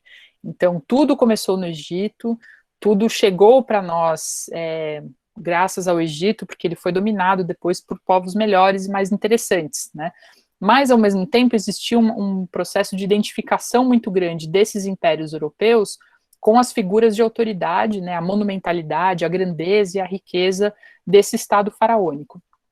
Então, quando a egiptologia começa como disciplina, ela começa interessada nesses grandes temas, né? E aí ela se desdobra a partir desse processo. Então, hoje, se a gente pensar o que faz um egiptólogo, acho que é importante a gente destacar, né? O trabalho de campo é uma parte muito pequena do que a gente faz. A gente passa a maior parte do tempo em biblioteca, em arquivo, olhando relatórios de escavação dessas escavações, né, do início do século XX, e trabalhando com objetos que estão nos museus que não foram necessariamente estudados de forma sistemática, alguns foram simplesmente colocados ali. Então, essa história da disciplina, ela passa por um processo muito, né, assim, muito transformador ao longo do século XX, e hoje a egiptologia vive um processo de autocrítica muito, muito interessante, né, de se rever, se revisita hoje esses modelos explicativos, né, esses objetos que nortearam o interesse dos egiptólogos no início, e até de uma visão menos elitista, né, como é que a gente conta a história dessas pessoas mais comuns, que não são, né, a Nefertiti, a Cleópatra e a Hatshepsut. E um outro ponto que a gente precisa chamar atenção é a relevância que teve a descoberta da tumba do Tutankhamon. Não só, enfim, por todas as narrativas, né, malucas que se desdobraram a partir da ideia de maldição, etc., mas a tumba do Tutankhamon, ela funda uma maneira de se fazer arqueologia, né, de se fazer egiptologia, que permanece até hoje, né, com o processo de fotografia, e ao mesmo tempo, curiosamente ou não, de se glamorizar esse processo todo, né. Então, por exemplo, uma fotografia como essa não é feita assim, né, com celular, né, então o sujeito está posando aqui. Hoje existem estudos muito importantes sobre como as fotografias foram realizadas e o que essas fotografias nos comunicam sobre a egiptologia, sobre a sociedade egípcia antiga, e sobre valores que a gente projetou aí inevitavelmente, né, para esses artefatos. E eu queria chamar a atenção, né, nessa leitura crítica que a gente precisa ter sobre a egiptologia, de olhar para a obra do Said, né? O Eduardo Said foi muito criticado, com razão, né, por algumas coisas que ele se empolgou ali, mas ele chama atenção para um elemento que é a nossa fantasia sobre esse Oriente imutável, né? E o Egito ele serve exatamente como exemplo para isso. O Egito ele vira né, como eu digo assim, um grande meme, né? Uma fantasia que a gente projeta sobre essa população tanto hoje como no passado, e a gente precisa desconstruir isso. E acho que a dificuldade da gente é que a egiptologia ela nasce justamente nesse processo em que essa fantasia se cria, né? Ela se funda como campo científico, mas também como algo popular. Então a gente precisa fazer um esforço muito grande como egiptólogo, né, de sair da fantasia orientalista, parar de querer se vestir, né, que nem os egípcios, né, enfim, achar que que fazer escavação ir com roupa do Indiana Jones, né, e por aí vai. Isso tudo é uma projeção fruto desse processo colonial, né, e o Said está justamente fazendo uma crítica correta, né, e precisa a isso. Então, acho que é uma boa leitura, inclusive ele critica o departamento de egiptologia em Oxford, né, que começa como algo profundamente orientalista, né, ele é um pacote com todas as línguas orientais, né, e tá assim até hoje. Então vale a pena a leitura. Tudo bem até aqui? Podemos continuar? Deixa eu só dar uma olhada aqui no chat. Deixa eu ver. Mariana, a imagem que a egiptologia tem muita coisa romantizada. Total, total. A gente super viaja, né? Romantiza tudo. Podemos seguir, gente? Tá tudo bem? Vou seguir, então, tá? Beleza, tá bom. Bom, então vamos lá, né? Agora para a última etapa aí da nossa discussão, como é que a gente olha para a história das mulheres e para esses estudos de gênero na egiptologia. A gente fez uma grande introdução, né, a tudo isso de forma bem rápida, bem pontual, né? E a gente precisa agora olhar como é que a gente enxergou nesses objetos, né, nessa história da egiptologia, noções de masculino e feminino que não são egípcias, que são nossas, né? Como é que a gente projetou aí modelos de sociedade, né, e de comportamentos e valores que são nossos. Então, acho que a gente vem falando, né, aí ao longo do curso sobre a importância desses feminismos, né, como é que a egiptologia operou com essa ideia, né, de falar das mulheres, né. Acho que, apesar de existir o reconhecimento de que existem muitos feminismos, né, dentro da discussão acadêmica e também dentro do ativismo, a egiptologia importou, né, uma fatia muito específica sobre o que se entendia sobre mulheres e feminismo, né? Então, como é que as mulheres aparecem aí na egiptologia? Primeiro é que o foco é na figura feminina, como a gente tem aí nas figuras das rainhas, né, que eu chamei a atenção de vocês. Quando a gente pega a literatura, especialmente da década de 1990, para falar sobre mulheres, quais são os temas que aparecem? Sexualidade, muitos, né? Família, então, como cuidar das crianças, como cuidar da casa, como é que é feito o casamento, como é que é o divórcio, a mulher tem direito à herança, todos esses temas que são importantes para a gente, né? Mas, mais do que isso, eles são muito o reflexo de se a gente, né, substituísse os índices, né, a gente tem claramente aqui uma estrutura das revistas femininas, né, se fala de sexo, se fala de moda, se fala dos direitos das mulheres, né, tipo a seção da Marie Claire, o Leitora, né, é tipo isso que a gente tem. Como é que a gente sai dessa, né, quer dizer, falar das mulheres do Egito dessa forma é ruim? Não, porque a gente tem material para falar disso, né? O que eu estou querendo criticar aqui, né? Que existe dentro do nosso modelo de prática acadêmica, né? Um posicionamento, um entendimento de certas atividades ou posições que as mulheres devem ocupar. E isso na arqueologia é muito claro, né? Então, como é que a arqueologia tratou a figura feminina? Se a gente pegar os grandes egiptólogos do século XIX, né, século XX, todos eles têm, assim, certamente, né, as esposas ou, enfim, parentes, irmãs, né, filhas, etc., que se envolvem no trabalho arqueológico e que não são creditadas, né. Então, as mulheres iam para o trabalho de campo, sim. Aqui a Hilda Petrie, que foi esposa do Flinders Petrie, o pai da egiptologia britânica, e isso, né, enfim, ela tem contribuições importantíssimas e quase não aparece. Hoje existe um movimento de resgatar o trabalho dessas mulheres na arqueologia, né? O que elas fizeram que foi tão importante.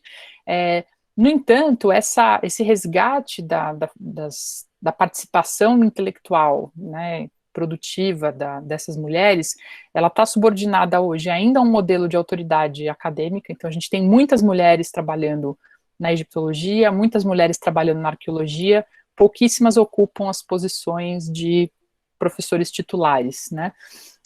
Quando a gente vai mostrar a evolução humana, né, é sempre com uma divisão social do trabalho, uma divisão sexual do trabalho muito clara, né? Então, o homem vai caçar, a mulher fica nas cavernas, né? E a figura feminina responsável aí pela estabilidade econômica, né, familiar e tudo mais. Isso se reproduz, na nossa forma, né, a dizer, a nossa prática acadêmica, ela é projetada na maneira como a gente olha para esses objetos. E aí eu volto para a figura dos filmes do Indiana Jones, porque a figura do arqueólogo no nosso imaginário, ela é uma figura profundamente masculina, ela é uma figura representada em geral, né, suja, aventureira, descoladona, né, que foge de todos os protocolos, né, pode, enfim, fazer o que quer, tá tudo bem, né, sempre dá o seu jeitinho, é uma figura sexualizada também, e, enfim, as figuras femininas que aparecem associadas são sempre ali ou para gritar, ou para atrapalhar, ou para serem as vilãs, né, as malvadas, né, e isso acho que é importante destacar. Como é que a gente sai desse modelo, né, de prática arqueológica? É trabalhar com uma arqueologia feminista, desculpem, é a gente pensar uma arqueologia do gênero, uma egiptologia do gênero, para reverter esses modelos, essas práticas intelectuais? Sim, por um lado sim. O que a gente não pode fazer é achar que falar de mulheres é ruim, né? Então, assim, eu não vou mais contar a história das mulheres, eu vou agora fazer estudos de gênero, né? Como se isso fosse um modelo de progresso, né? Não, você pode falar das mulheres egípcias de uma forma muito mais interessante do que contar que elas viviam em casas chiquetosas e tinham empregadas e tinham, enfim, arrumavam os cabelos, né, etc, etc. Como que você conta essa história das mulheres que importa, né? Fazer gênero é outra coisa, né? O estudo de gênero, ele vem de uma outra forma. Então, eu queria mapear com vocês rapidamente como é que a egiptologia navegou por essas etapas, né, para a gente situar um pouco a lista de leitura que vocês receberam. Então, uma primeira onda dessa chamada egiptologia feminista, isso muito entre aspas, né, eu coloco como interrogação, são pesquisadores que estavam preocupados em descrever o local, né, a posição dessas mulheres, que lugar da sociedade essas mulheres ocupavam, que lugares elas tinham acesso, quais eram as atividades que elas exerciam. Então, num certo sentido, muito um processo quase descritivo das fontes materiais e textuais que a gente tem, né? E muito baseado, gente, numa versão, eu diria, quase essencialista, né, de homem e mulher. Então, o homem faz aquilo, mulher faz aquilo, né? Menino veste azul, mulher veste rosa, né? Nessa perspectiva. Essa primeira onda, né, ela foi importante porque ela tirou de cena uma perspectiva absolutamente androcêntrica de que somente os homens faziam coisas no Egito, né, que é aquela ideia da estátua que a gente olhou no início da nossa discussão hoje. Num segundo momento, a gente tem um grupo de pesquisadores que vai se debruçar sobre a questão da sexualidade, e com bastante destaque aí para os textos religiosos, por exemplo, né, religiosos entre aspas, né, para narrativas dos mitos de criação, por exemplo, para textos médicos, né, e tentando entender representações sobre, enfim, como é que era a experiência da sexualidade, né, nessa época. O terceiro grupo, né, é um grupo que chega aí próximo dos anos 2000, que começa a pensar a questão da interseccionalidade. Então, pensando, por exemplo, dentro daquele tripé clássico, né, da história da escola de Chicago, gênero, classe e raça, né, como é que isso entra na jogada aí, né? Como é que a gente olha para essas mulheres egípcias a partir, pensando, por exemplo, que as mulheres não são todas iguais, né, pensando que elas têm experiências diferentes, ocupações diferentes, e aí eu queria destacar alguns trabalhos com vocês que estão na lista, que são interessantes da gente olhar com mais cuidado. O primeiro deles é o trabalho da Gay Robbins, que é um clássico para quem está interessado em estudar gênero ou mulheres na egiptologia, né? Acho que o trabalho dela é o trabalho fundador desse tema. Não significa dizer que antes da Gay Robbins a egiptologia não tinha interesse nas mulheres, né? A egiptologia sempre teve interesse nas mulheres, sempre deu destaque a isso, especialmente por conta dessas figuras de poder que eu chamava atenção.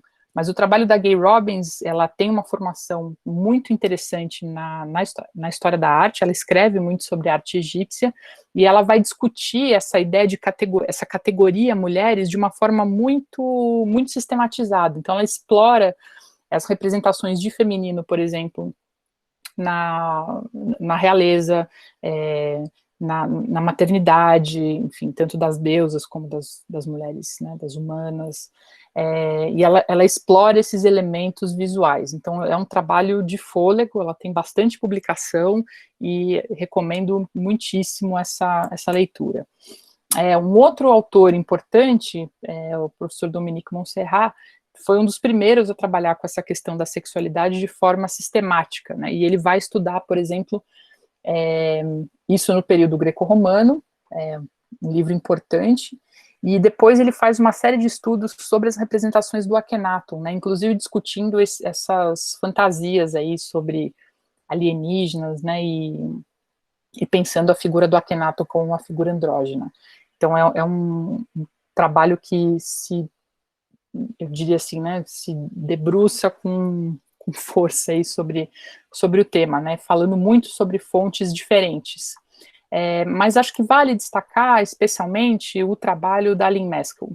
A Lynn Maskell tem uma produção enorme sobre a questão do gênero, ela explicita claramente nas suas publicações que ela vem, né, do chamado Gender Studies, e publica muito entre 90 e 2000, e depois ela sai da egiptologia. Ela foi muito criticada, porque para alguns egiptólogos mais conservadores e tradicionais, ela não era suficientemente egiptóloga. Ela cometeu aí alguns erros de tradução, né, e coisas, mas ela se vale de um aporte teórico muito importante da antropologia e da arqueologia para olhar para esses textos.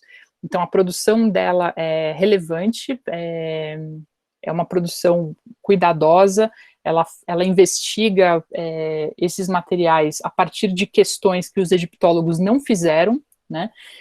Eles não só não fizeram, mas não conseguiram responder. Eles criticaram as questões da Lynn Maskell e não conseguiram responder, né? Tem gente hoje tentando resgatar esse trabalho. Então, sugiro muito para vocês verem como ela integra essa visão interdisciplinar, né?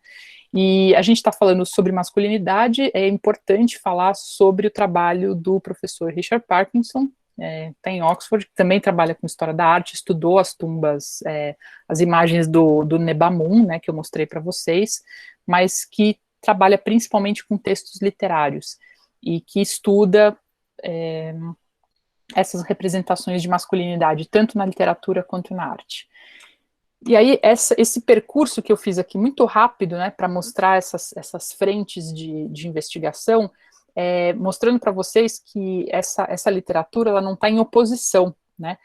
Apesar dela vir numa certa sequência cronológica, não há uma invalidação do que foi feito nos trabalhos anteriores, né? A egiptologia, nesse sentido, ela mantém um ritmo, né, dessa produção, com falhas em muitos aspectos, né, no entendimento do que é o gênero, né, da onde que vem o termo gênero da literatura antropológica, mas ela se coloca como um campo muito fértil para essa investigação interdisciplinar. E aí eu queria voltar, né, a gente está falando sobre essas figuras de poder, e eu dizia, né, por que a gente reforça apesar de reconhecer essa complexidade, etc., né, por que a gente continua querendo saber sobre essas figuras importantes, e a gente só fala delas, né, e todos os documentários são sobre sobre elas, porque existe uma questão com a gente, que é pensar a narrativa das figuras das mulheres com poder, né, como algo que foge da curva, né. Então o Egito, ele é o universo dentro dessa leitura orientalista, né, do exotismo, do que é estranho, do que está fora do lugar, da desmedida, e isso pode ser provado graças a figuras, por exemplo, como essas rainhas, que fizeram coisas muito estranhas e muito fora da curva, né. Esse interesse sobre as figuras de poder, especialmente as figuras de poder femininas, elas fazem parte da história dos estudos orientais. A gente tem a mesma preocupação em doses diferentes com figuras do Antigo Oriente Próximo, né, figuras de rainhas bíblicas também, mas isso no Egito se manifesta de forma muito exacerbada, né, e acho que aí vale destacar, por exemplo, né, que a imagem que a gente tem do Egito e da Cleópatra, ela chega para a gente via escritores romanos, né, a gente só foi ter acesso ao que os egípcios disseram sobre a Cleópatra muito tempo depois, né. Os árabes, ao se referirem, os estudiosos árabes da Idade Média, ao se referirem a Cleópatra, fazem referências muito distintas daquelas que os romanos usaram para falar da rainha, né, da rainha absolutamente sexualizada, né, destruidora da ordem, né, enfim, a literatura romana, ela é uma propaganda contra o Egito ele é feminilizado, ele é, né, transformado na figura da Cleópatra, e aí todas as críticas, né, quem faz um estudo muito bonito disso é a professora Joana Clímaco, da Universidade do Amazonas, acabou de ter a tese de doutorado publicada, recomendo a leitura, a tese está disponível no site da USP. E, então, essas figuras de poder, né, pensando como que o gênero nos ajuda a entender essas dinâmicas, quem vem trabalhando bastante com isso é a professora Cara Cooney, que está hoje na Califórnia. Ela tem um foco aí de estudos na figura da Hatshepsut, e ela tem publicado sobre isso, né, ela tem falado justamente sobre as rainhas que a gente tem discutido aqui. Ela escreveu um livro sobre a Cleópatra, ela falou sobre a Hatshepsut e sobre a Nefertiti. Por que eu acho que essas questões elas são importantes para a gente, né? A gente tá, eu passei aqui um tempão dizendo que a gente precisaria olhar para o gênero fora desse campo, né, das elites, fora, né, da questão única e exclusiva das mulheres, e para além da questão das figuras de poder. Mas isso faz parte do nosso repertório hoje, né, cultural, social, e a gente tem figuras muito importantes, muito famosas, né, se apropriando desses objetos, né, desse universo egípcio, para falar de empoderamento, por exemplo, né, o caso da Beyoncé, que, enfim, arrumou problemas aí com o governo egípcio por apropriação cultural, né, e a gente vê aqui a roupa dela toda com os hieroglifos, né, a coroa da Nefertiti, então entender esses processos de apropriação faz parte também de como que o gênero nos ajuda a navegar, né, nesses vários registros materiais, visuais, textuais, né.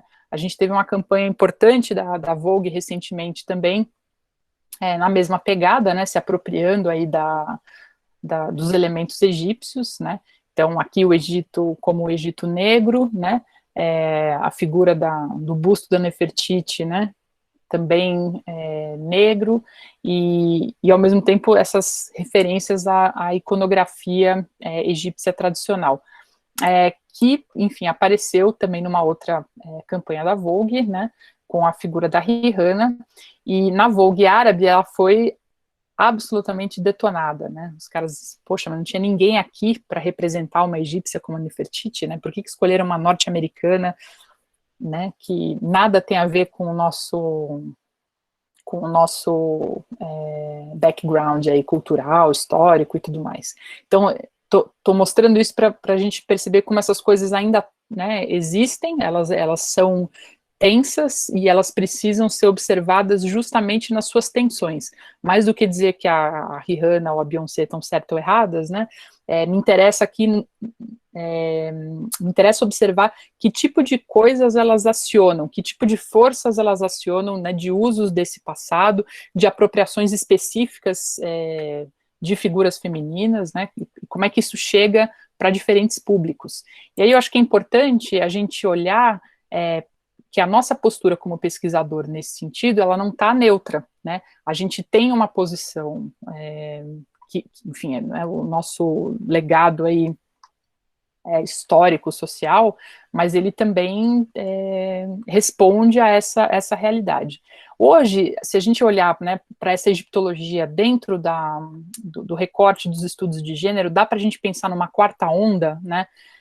Sim, existem hoje um grupo de pesquisadores que investiga essa temática do gênero a partir da ideia de relacionalidade, né? E aí muito baseados, por exemplo, nos trabalhos da Marilyn Strathern, né, que é uma antropóloga britânica importante, que faz uma antropologia do feminismo, né?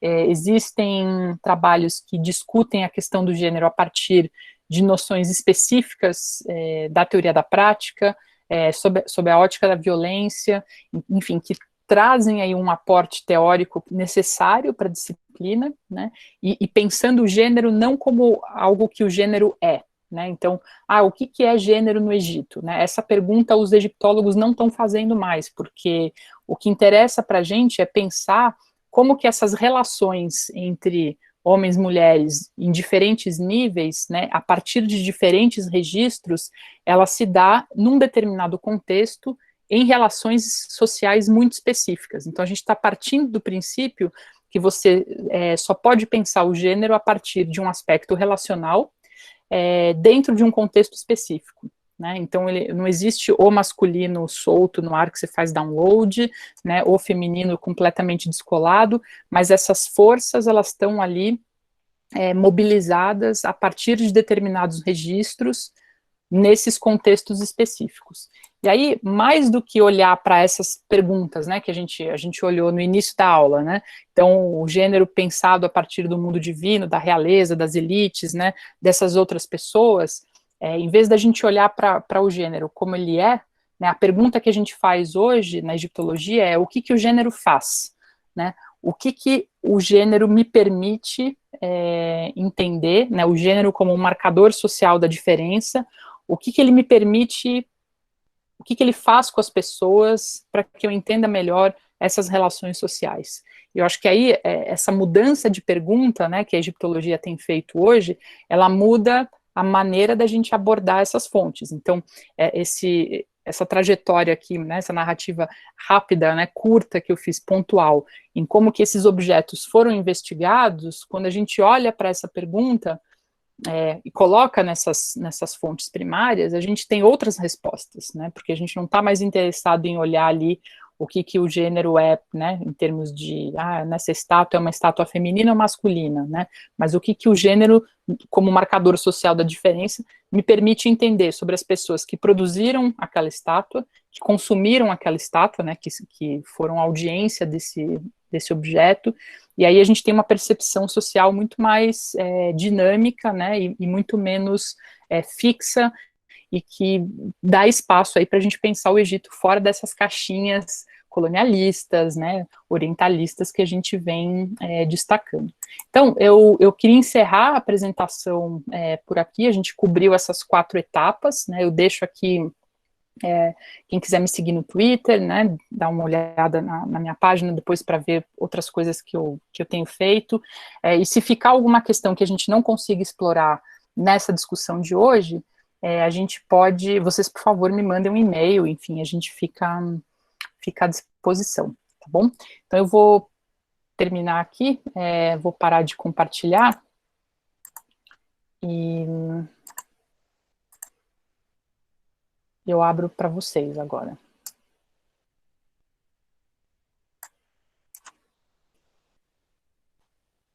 Pode ser pelo chat, pode ser, enfim, quem quiser ligar o microfone. A Sara colocou aqui no chat a tese da Joana. Obrigada, Sara.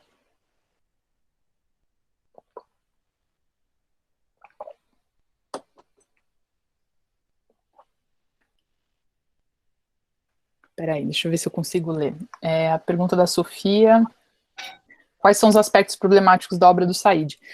Bom, eu não sou especialista no Said, né? Mas ele foi muito criticado porque ele trabalhou com literatura. E uma das críticas que foi feita ao Said foi, enfim, essa apropriação da literatura, né, como uma obra, enfim, como verdade, né, no certo sentido, essas projeções incorretas, fatos incorretos da história, né, dessas conquistas imperialistas, e depois ele foi revisitado, né, enfim, ele se engaja muito com a questão da Palestina, né, do território palestino-Israel, e, enfim, vai para outra vertente, né.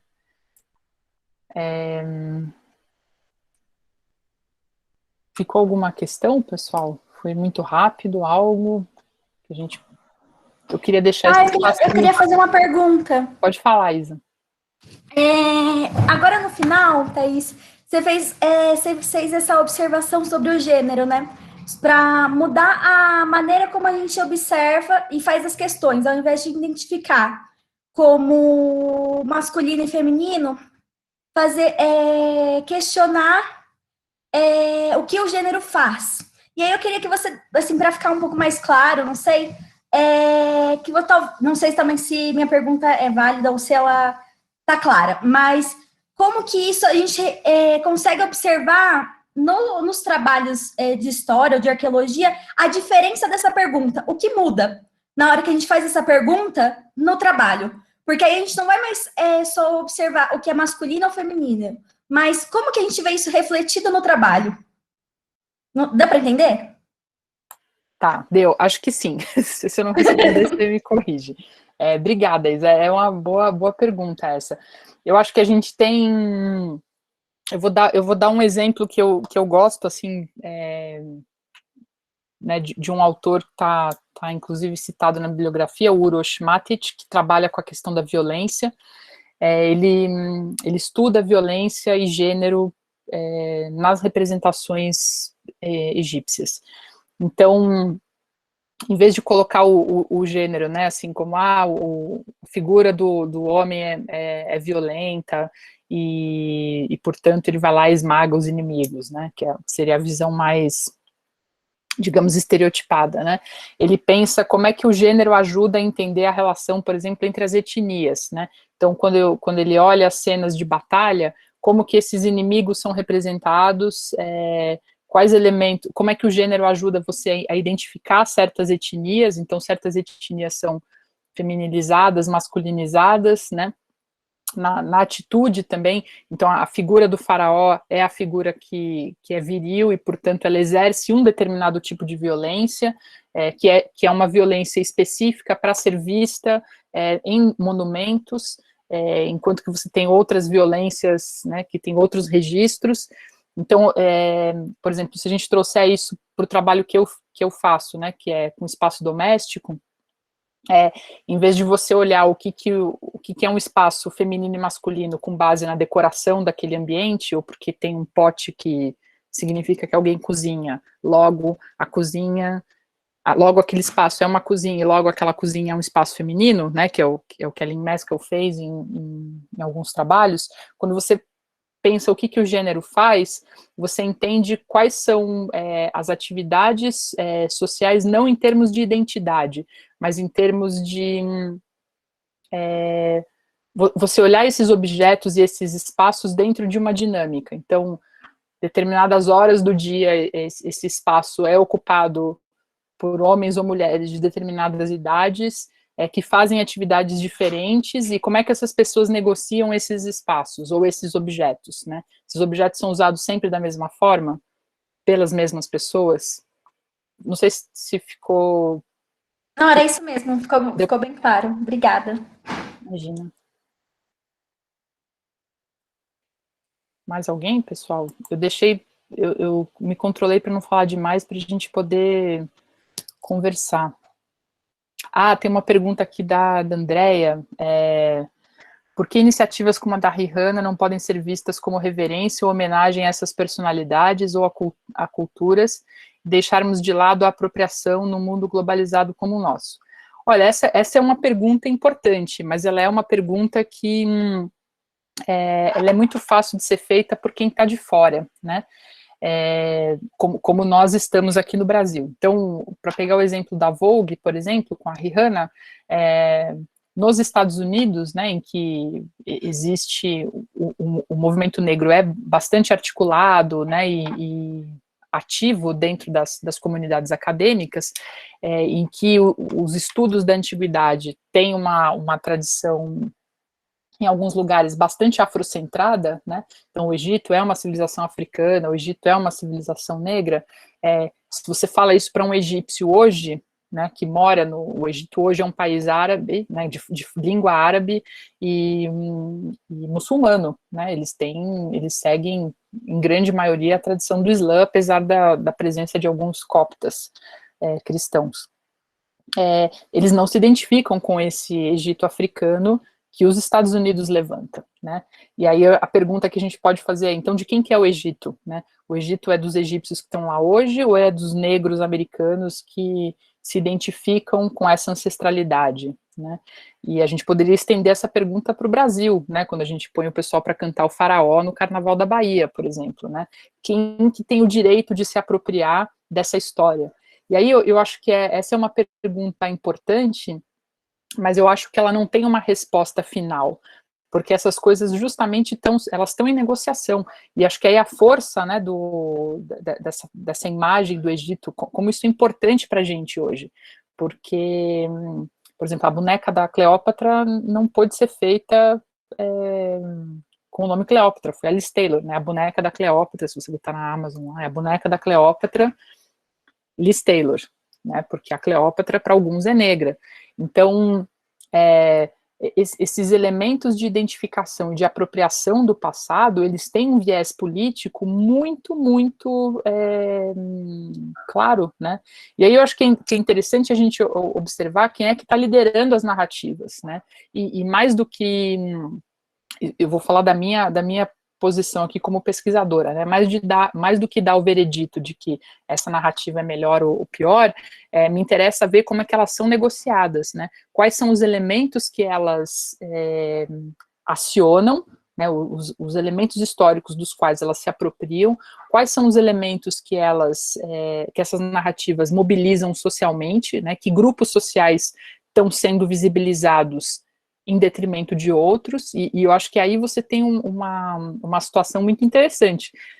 Idealmente, eu acho que todos os povos deveriam ser amigos e dar as mãos, né? A gente deveria ter uma situação no mundo globalizado, mas ele é globalizado para quem, né? É a mesma coisa de você pegar os museus, por exemplo, né? Os museus estão colocando as coleções hoje online, é um patrimônio histórico da humanidade, mas é para quem? Ele é universal para quem? Né? Quem tem acesso a isso?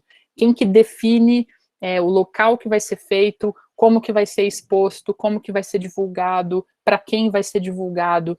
Então, essas coisas nunca são claras, né? E eu acho que o papel da gente como pesquisador é explicitar essas nuances, né? Antes da gente sair com os vereditos na mão. Não sei se eu respondi a sua pergunta, Sofia. Respondeu, sim, muito obrigada.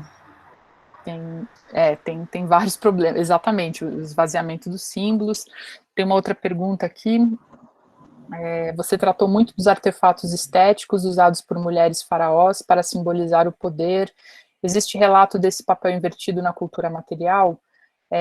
Então, essa questão da travestilidade, ela tem tido muito espaço nos estudos do Oriente Próximo. E aí eu recomendo bastante os trabalhos que têm sido feitos pela Stephanie Budin, na área, né, que tem enfim, acionado aí essas questões.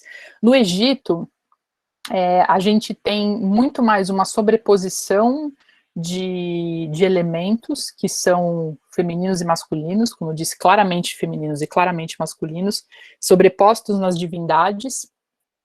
Se você olhar, por exemplo, o texto do Guilherme Borges, que está na bibliografia, ele fala sobre os mitos de criação, né?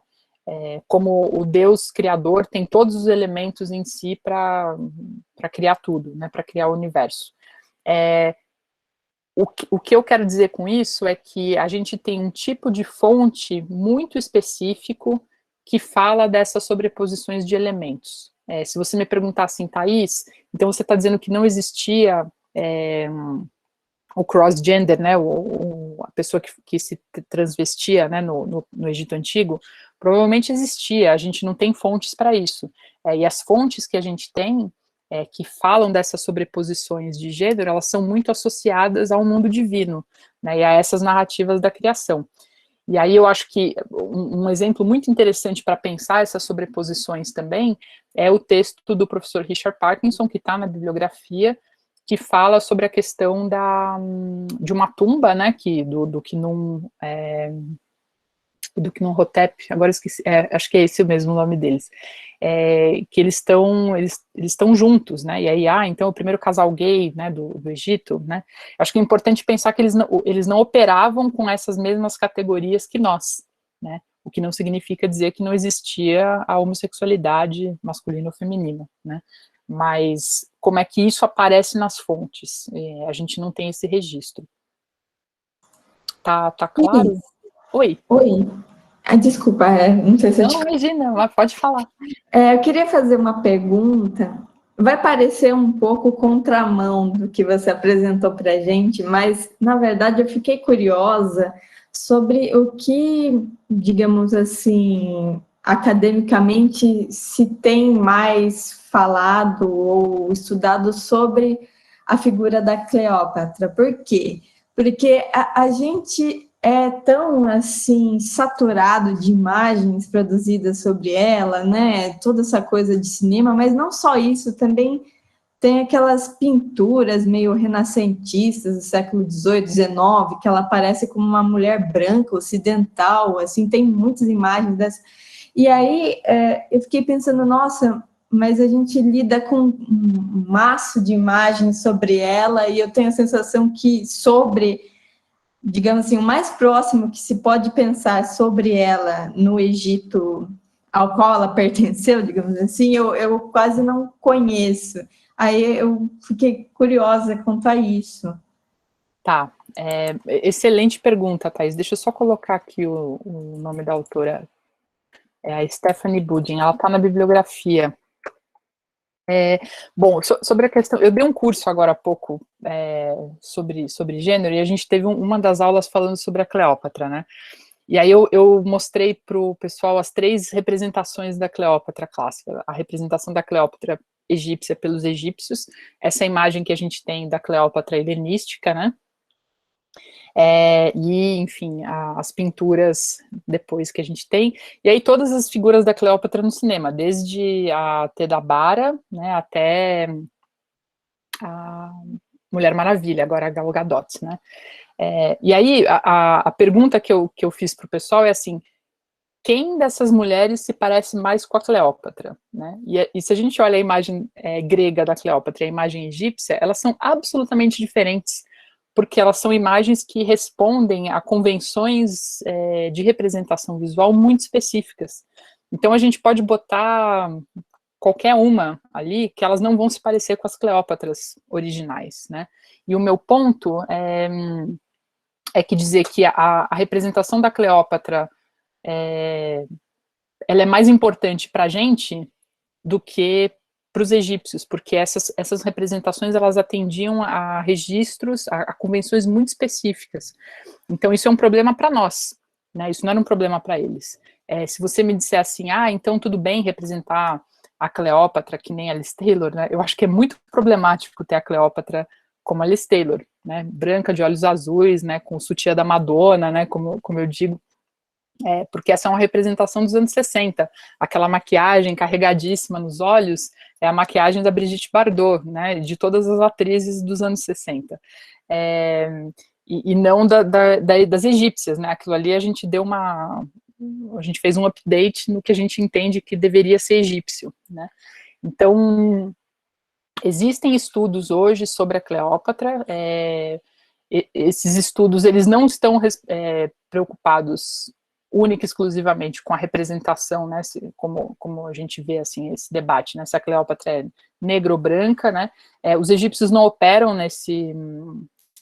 com esse tipo de identidade, eles têm outras coisas, e aí tem uma série de sugestões na lista para vocês sobre essa questão das rainhas africanas, né, que, enfim, a gente não tem tempo de explorar aqui no curso, mas eu acho que uma das referências que você pode começar é olhar, por exemplo, uma tese da professora Joana Clímaco, ela mostra como que essa figura da Cleópatra, através dos textos gregos e latinos, foi construída a partir de referências muito específicas, né?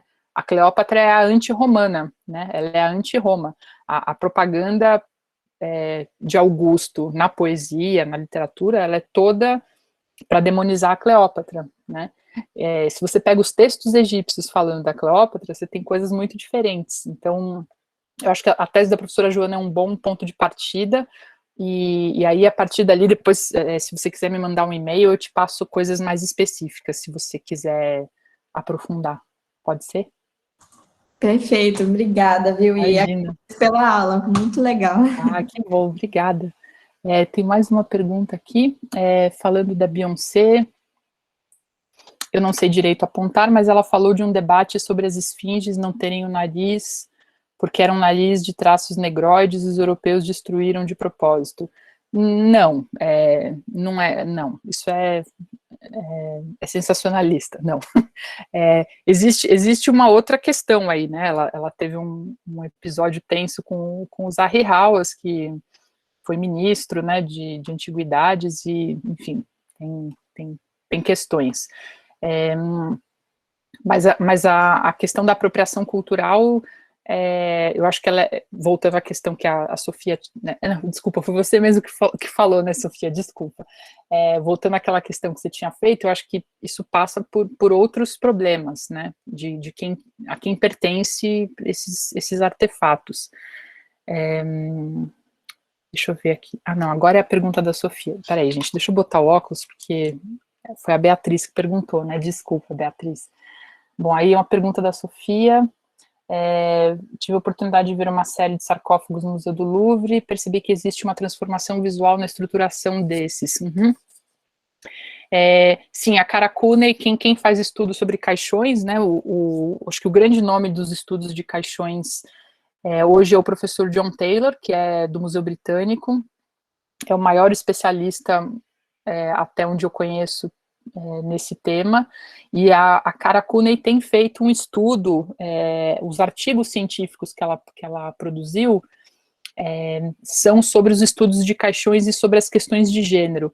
Ela faz um trabalho de divulgação dessas rainhas, né, como, enfim, figuras importantes aí e tal, mas o trabalho dela acadêmico hoje, ela tem um projeto sobre estudo de caixões com as figuras femininas, né, como é que o caixão é reutilizado, né, ele era de um homem, aí foi aproveitado para ser de uma mulher e por aí vai. E aí é muito interessante como ela mostra, voltando à pergunta que é da Isabela, né, o que o gênero faz, né, e não o que o gênero é.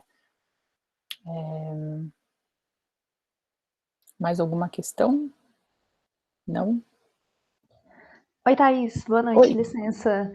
Fala, Bruna. Primeiro, quero agradecer, sua aula foi muito boa mesmo, estou encantada com a sua didática. Obrigada. Inclusive, você falou que estava dando outro curso sobre gênero, eu queria saber, podia deixar um contato, às vezes, para a gente acompanhar as aulas que você dá por aí, se for possível. Acabou agora, tem 2 semanas, foi pelo Instituto do Mundo Antigo, mas terão próximos episódios aí. Que ótimo, por onde a gente pode acompanhar? Assim, pelo site do Instituto do Mundo Antigo. Beleza. A minha pergunta é sobre um dos materiais que você citou, do livro Orientalismo, se não me engano. Você disse que cabem algumas ressalvas sobre ele. Eu queria saber assim, o que você indica, assim, tomar um cuidado a mais na narrativa que o autor traz.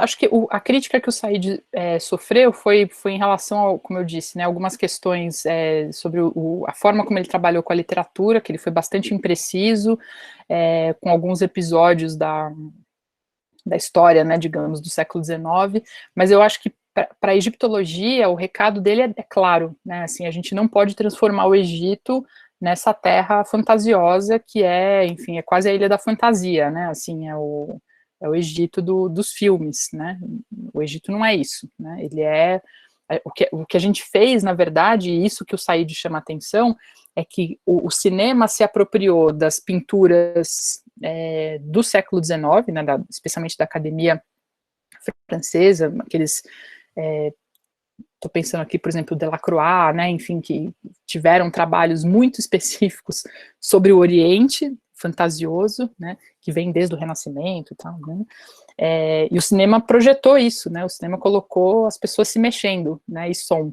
Então, a gente tem, na verdade, uma visão muito enraizada, né, uma memória visual muito enraizada desse Oriente fantasioso. E eu acho que aí o recado do Said é muito importante para os egiptólogos, né.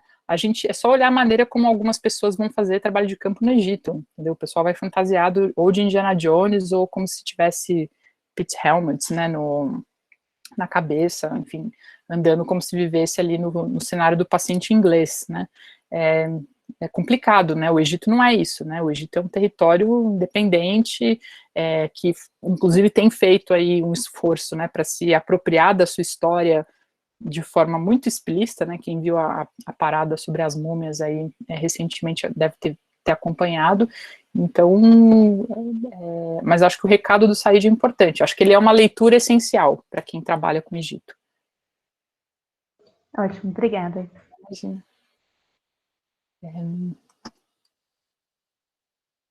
Deixa eu ver se tem mais alguma questão. Não. Bom, pessoal, se ninguém tem mais nenhuma questão, assim, angústia existencial,